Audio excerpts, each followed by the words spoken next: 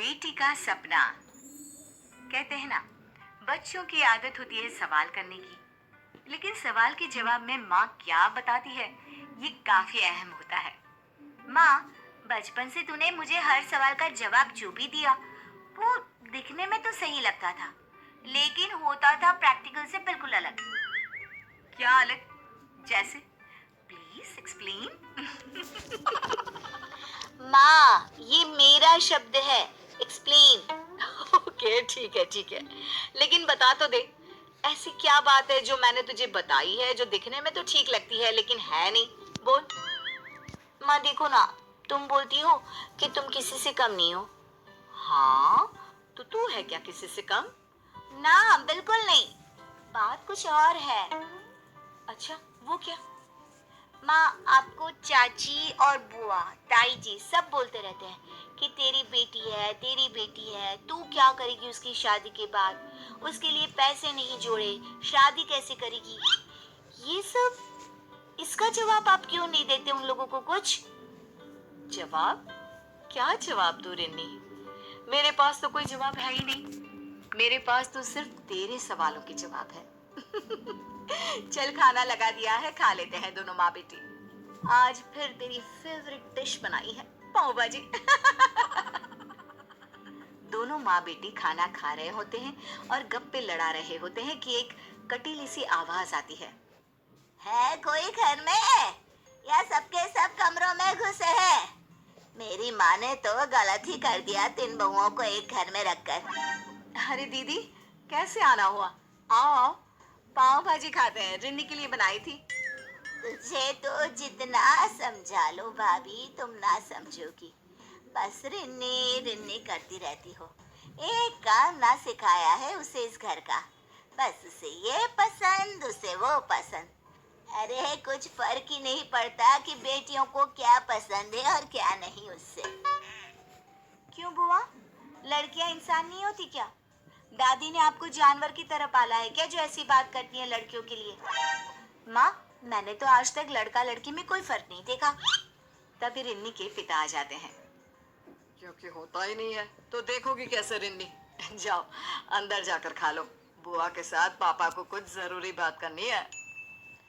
रिन्नी अंदर चली जाती है और रिन्नी की माँ भी कुछ काम से बाहर जाती है। रिन्नी के पिता अपनी बहन से कहते हैं, देख बहन, एक बात सुन ले, रिन्नी की माँ तुझे क्या किसी को कुछ भी नहीं कहेगी। अब क्यों नहीं कहेगी ये तो मैं नहीं जानता, लेकिन हाँ, मेरी बेटे के लिए यह सब फालतू की बात बोलने की जरूरत नहीं है। बुआ गुस्सा हो जाती है। हाय रे भैया, ऐसा क्या कह दिया तुम्हारी राजकुमारी के लिए? अरे रहेगी तो बेटी ही ना, बड़े भैया का बेटा और छोटे लल्लन का भी। एक तुम ही हो जो एक लड़की के बाद बैठ गए। अरे चली जाएगी ससुराल, ऊपर से ना पैसे जमा किए उसके लिए, ना ही शादी के लिए कोई लड़का देख रहे हो। तभी रिन्नी की माँ पानी लेकर आती है और पिता को शांत रहने का इशारा करती है। खैर, पिता वहां से चले जाते हैं और ममता की जिठानी की एंट्री होती है। अरे दीदी, कब आया? और ये मुंह क्यों लटकाया है? मुंह क्या लटकाया है मतलब? भाभी, मैंने तो अपना समझकर बस इस ममता को समझाया था कि भाई बेटी पाली हो, कल को शादी करनी है। आज लड़का देखना शुरू करोगी तो जाकर कहीं मिलेगा 2-3 साल में। अरे दीदी, ये ममता तो मुंह में दही जमाई है। पता नहीं बेटी की माँ होकर नींद कैसे आ जाती है इसको इतनी चैन की। हम तो बेटे को लेकर भी नहीं सो पाते हैं। तभी जेठानी का बेटा आता है। ओए बुआ, कब आई? क्या लेकर आई है खाने को? जब देखो खाली याद आ जाती है। अरे बुआ के भतीजे, पास हुआ कि इस साल भी है? अरे 2 साल से एक ही क्लास में है। ये कुछ तो शर्म कर ले।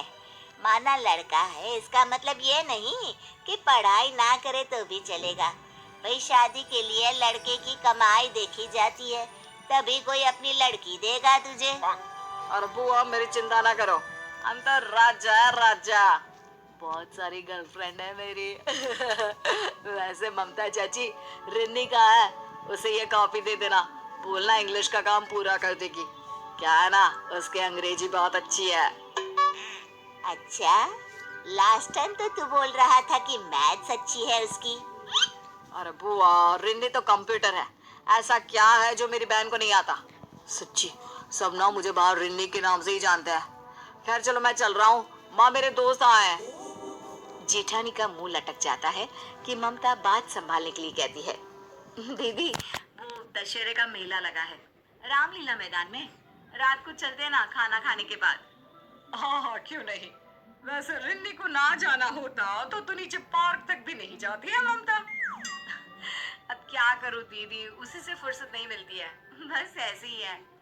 रिन्नी और उसके पिता दोनों का ही मुंह खुला होता है। अरे क्या हो गया? तुम दोनों तो मुझे ऐसे देख रहे हो जैसे मैंने न जाने क्या कर दिया। अरे क्या हुआ? रहने दो, तुमको मैं कब से देख रहा हूँ।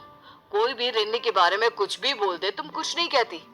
देखा, माना मेरी बहन है, लेकिन मैंने कैसे तगड़ा जवाब दिया। देखा। वैसे बड़ी दीदी का बेटा चिंटू है ना, रिन्नी की अभी काफी तारीफ करके गया है।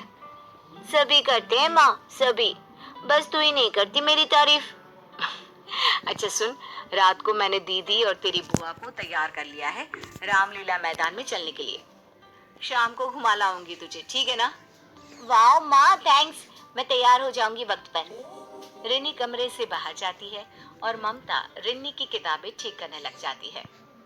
क्या बात है ममता, सभी तुमको बेटी पैदा करने के लिए ताना देते रहते हैं, बातें बोलियां सुनाते हैं, लेकिन तुम किसी को कोई जवाब नहीं देती।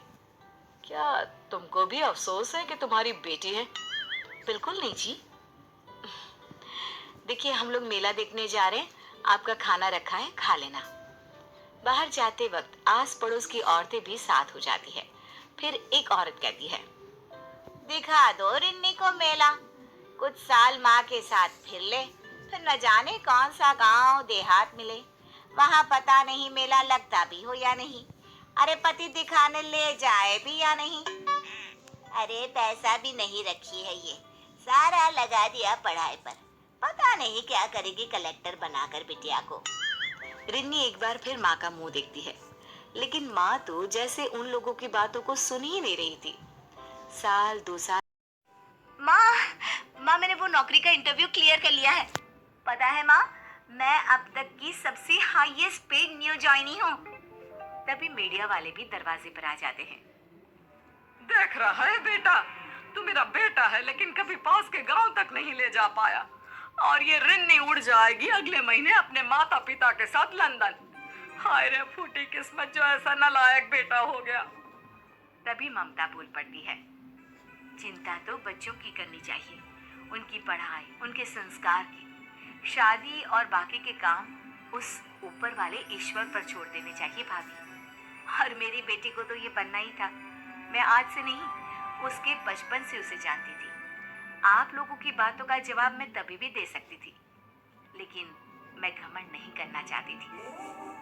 ओ माँ, तो ये था कारण, तुम लोगों को इसलिए जवाब नहीं देती थी। बेटा, जवाब तो ऊपर वाला देता है, हम कौन होते हैं?